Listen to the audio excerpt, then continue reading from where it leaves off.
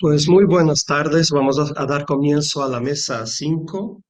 Ah, tengo el gusto de tener a mi lado a la doctora Silvia Jamui Sutton y a la distancia y con la mucha pena de no tenerlos aquí entre nosotros, Harm den Boer y Claude Stuksinski.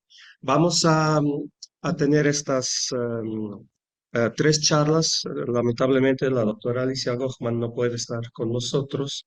El tiempo es de 25 minutos. Cuando queden 5 minutos, pasaré el papelito aquí en la mesa y a los que están a la distancia voy a prender el micrófono y les voy a avisar que quedan 5 minutos, ¿vale? Perdón desde ahora por interrumpir su...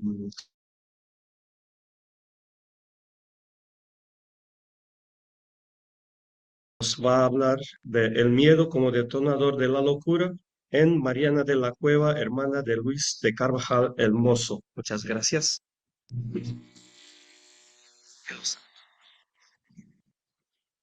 Ay, perdón, esta cuestión técnica está peligrosa. Bueno, si me escuchan, sí. Mucho eco. Pues que le bajen un poquito.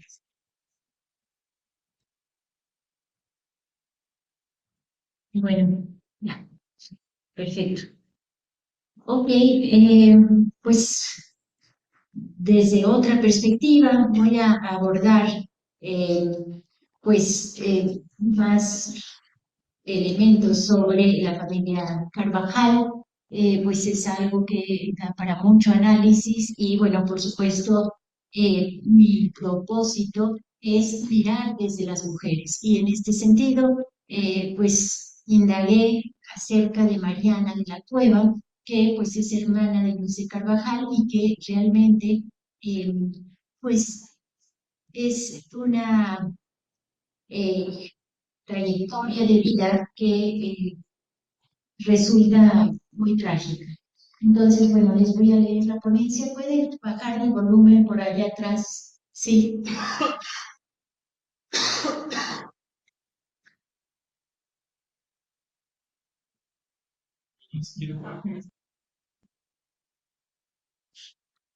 ¿Sí está prendido ahí? No. Bueno, creo que está muy alto también, ¿eh? Ya, bueno, no.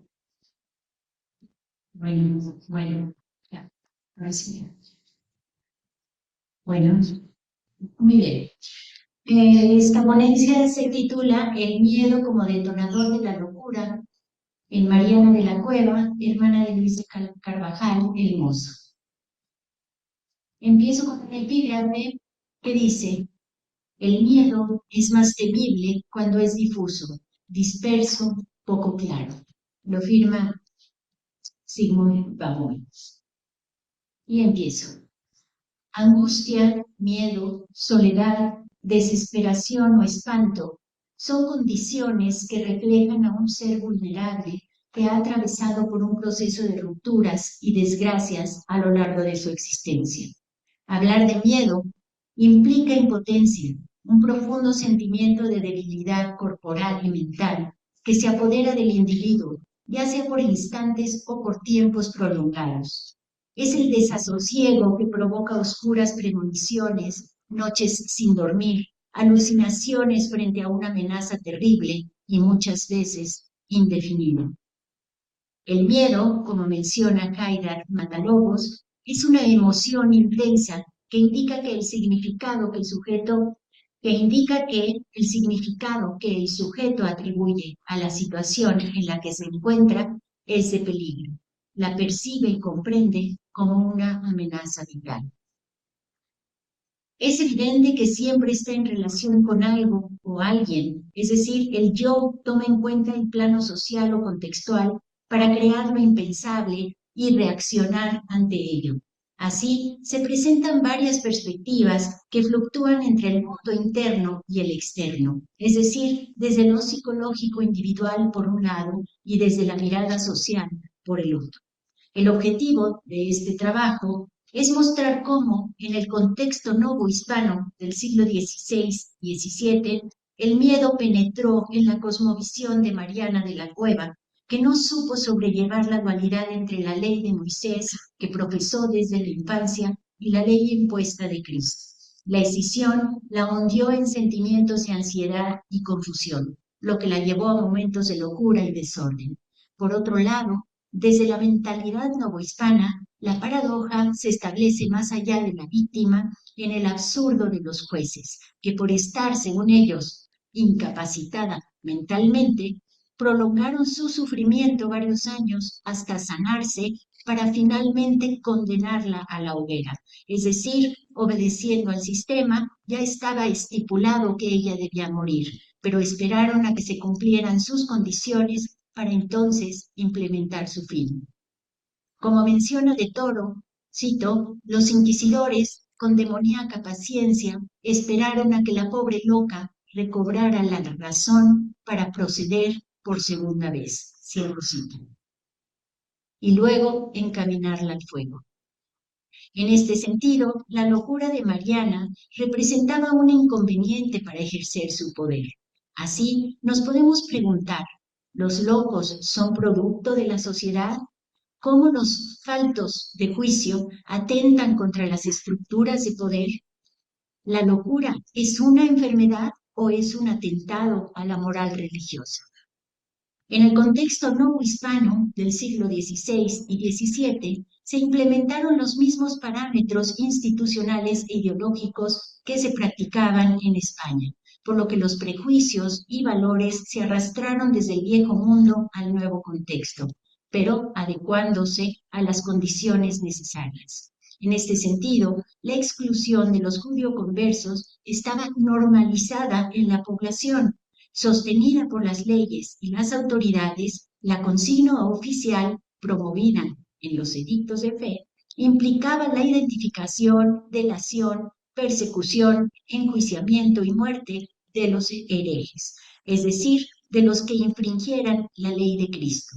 La Inquisición era quien deliberaba las culpas y pecados de los acusados con la correspondiente confiscación de bienes, que frecuentemente utilizaban para su propio enriquecimiento.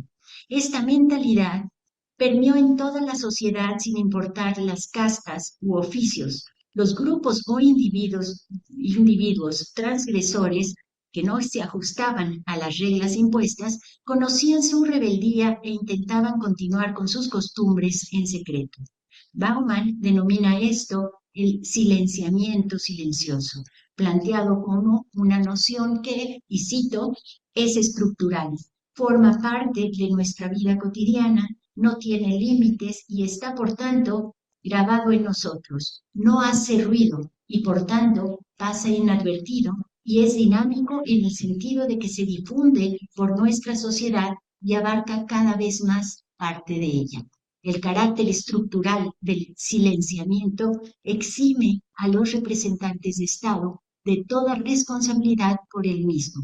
Su carácter cotidiano lo hace ineludible desde el punto de vista de quienes son silenciados. Cierro cito.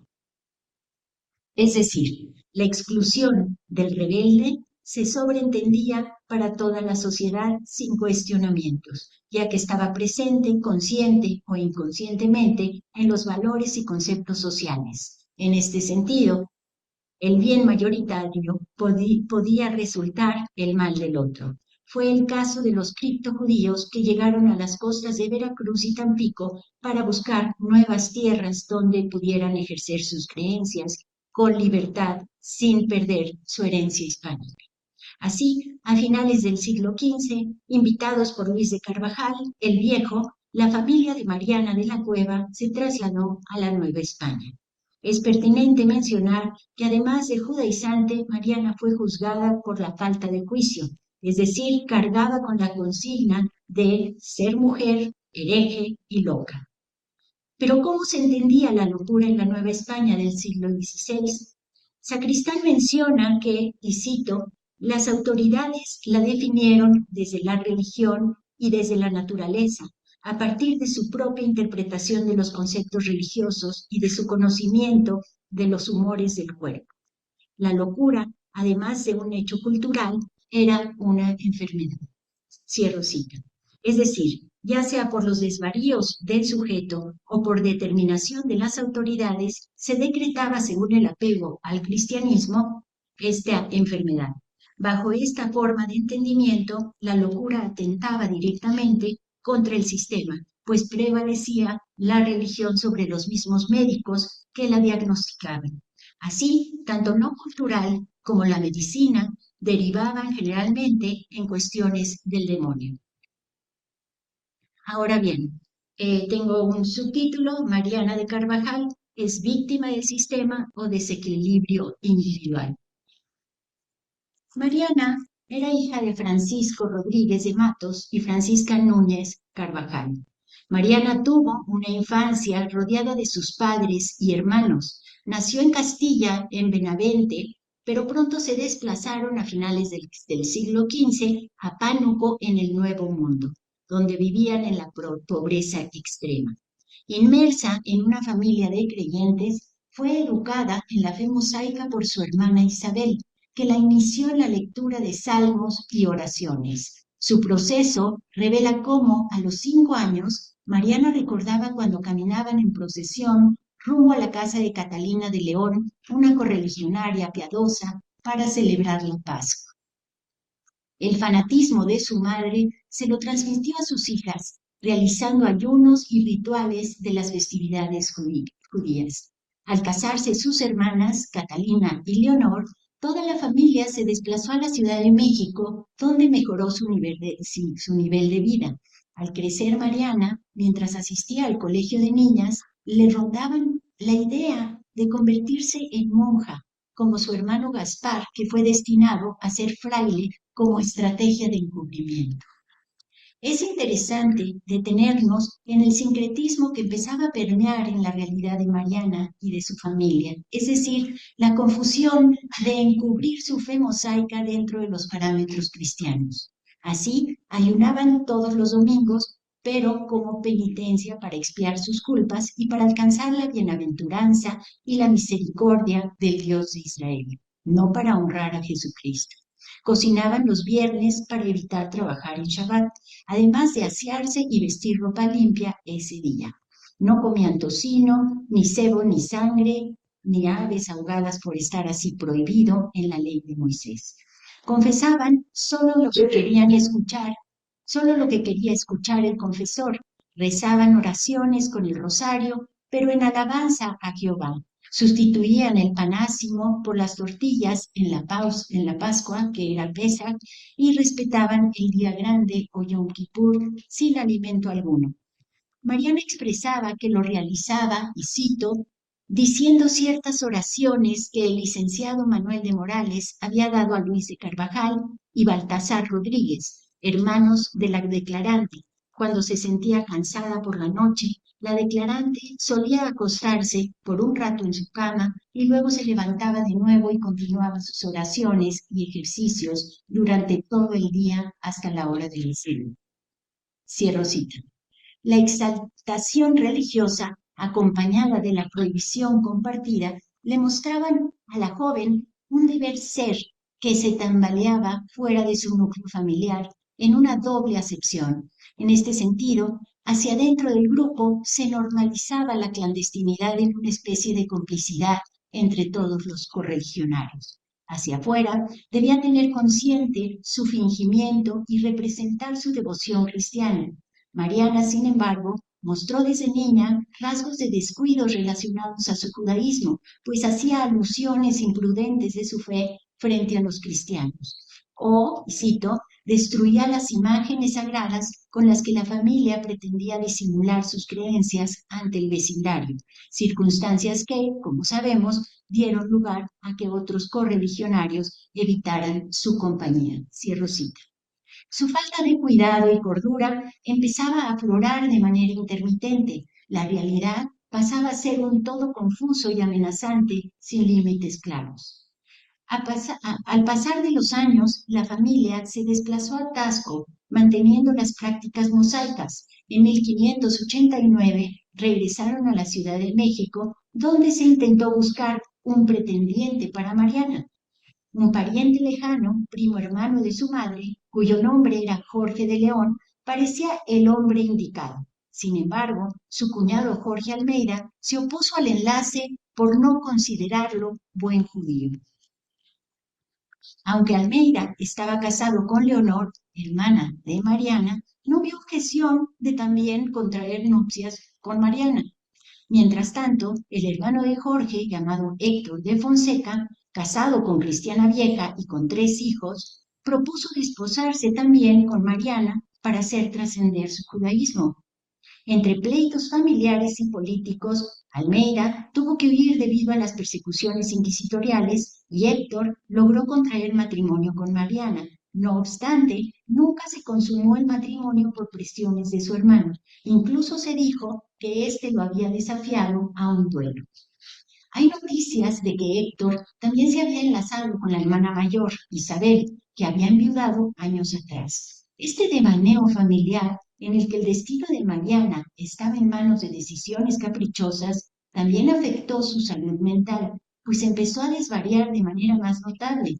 Según García Molina Riquelme, cito, su salud era escasa, pues estaba aquejada de una enfermedad mental a resultas de la cual había sido objeto de los duros tratamientos médicos de la época para este tipo de achaques, que le dejaron secuelas permanentes. Cierro cita.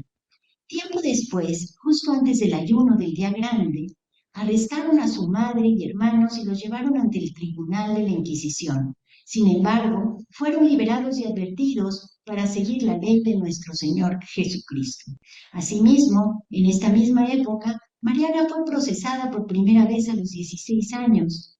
En sus declaraciones confesó que su madre la había instruido en la ley de Moisés desde niña, pero que estaba verdaderamente arrepentida, por lo que solicitó el perdón tanto de ella como de sus familiares. Así fueron reconciliados en el auto de 1590.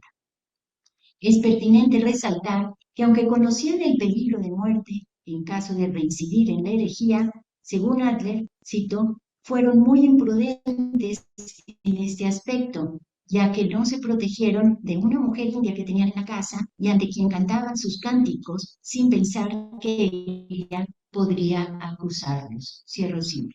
Además, no portaban sus vestiduras penitenciales que les habían obligado a usar en público. Cuando en 1596 sus padres fueron condenados y ejecutados en efigie por el Santo Oficio, Mariana se sintió arrastrada por los acontecimientos que escapaban de su control. La desconfianza la llevó a exacerbar sus sentidos en un estado permanente de alerta que la hundía progresivamente en su mundo amplificado. Este sentir interno desprendió de la vida exterior y, cito, se disolvieron los límites entre lo real y lo posible, lo fantasiado y lo imaginario, como se constata en el siguiente testimonio de Mariana. Y cito, los vio a todos comiendo una comida al mediodía en el gran día del Señor, y al expresar su sorpresa por tal cosa, doña Catalina respondió que no sabía la razón por la que no podían comer una comida en ese momento. La declarante entendió que desconfiaban de ella y no dijo nada más. Aunado al miedo, otros sentimientos se hacían presentes, como eran la angustia y la culpa que la carcomían en su conciencia, es decir, la carga de responsabilidad por los que ya habían muerto o los que había puesto en peligro de ser perseguidos por la Inquisición en sus testimonios ante el Santo Oficio. Por supuesto, no podemos comprender del todo el nivel de horror que experimentaba Mariana en su intimidad. Hechos del pasado que confundía con el presente, incertidumbres entre el bien y el mal, la complicidad y clandestinidad de sus prácticas, pero sobre todo la autocondena motivada por la mezcla de sus creencias, es decir, merecer el castigo por sus pecados. Esto implicaba la omnipresencia de un Dios que la condenaba constantemente al mismo tiempo que resultaba su salvación. Cito, Vínole entonces a esta gran melancolía, interrumpida por accesos de furor, durante los cuales hablaba mil disparates noche y día, mezclando sin orden y concierto las más atroces injurias con oraciones, salmos, trozos de la Biblia, argumentaciones en pro de la ley de Moisés y otras cosas que ponían en peligro no solo su libertad, sino la de toda la familia. Cierro cita. Las curaciones despiadadas a las que los médicos la sometían implicaba 10 cauterios de fuego en el vientre, lo que la alteraban aún más por el dolor, rompiendo todo objeto que veía a su paso. Como cruel solución, la aprisionaban en su aposento para que nadie la viera, tirada en un camastro, cargada de cadenas, totalmente desnuda, pretendiendo que todos la adorasen. Ante ese espectáculo, Díaz de Cáceres, cito, le echó alguna vez escaleras abajo y por Pascua la azotó con varas de membrillo, cierro cita. Ahora bien, ¿qué actitud tomaron los inquisidores frente a la locura? Para ellos, la consigna era salvar al desquiciado y hacerlo volver a la fe cristiana.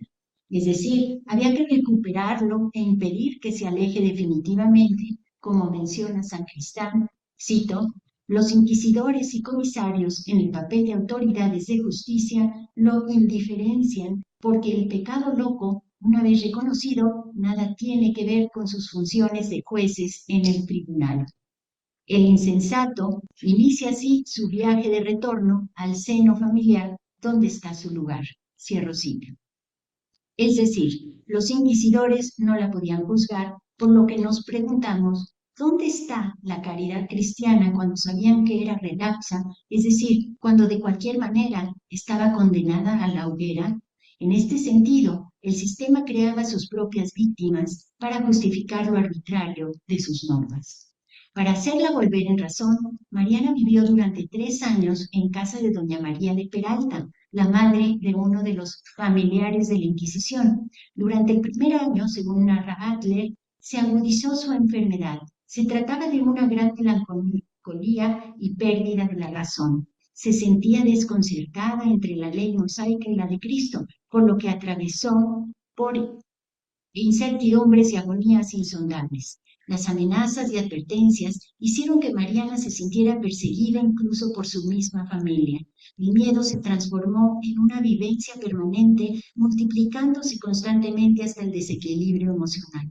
En sus alucinaciones se sabía acosada desde lo más íntimo de su ser, su sangre, su sexualidad, sus creencias y sus relaciones con otros. En el torbellino de sus pensamientos, por momentos reconocía su impotencia frente a un sistema que no le brindaba opciones. Toro menciona que, cito, tantas y tan encontradas opiniones revueltas y enredos respecto de su matrimonio, juntamente con las exageradas prácticas religiosas y un probable desequilibrio mental que quizá ya existía latente en doña Mariana, fueron ocasión principal para que perdiera el juicio.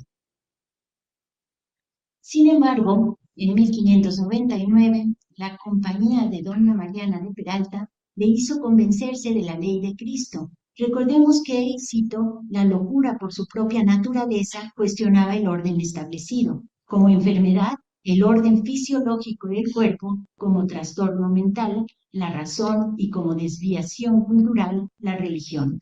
Cierro cita. Por ello, la falta de juicio implicaba 2 perspectivas y 2 tratamientos, uno a cargo del médico y los familiares y el fenómeno social e ideológico que competía al discurso moral religioso. A fin de cuentas, los mismos científicos se justificaban con el mal sobrenatural cuando no hallaban solución. Me voy a saltar unas páginas.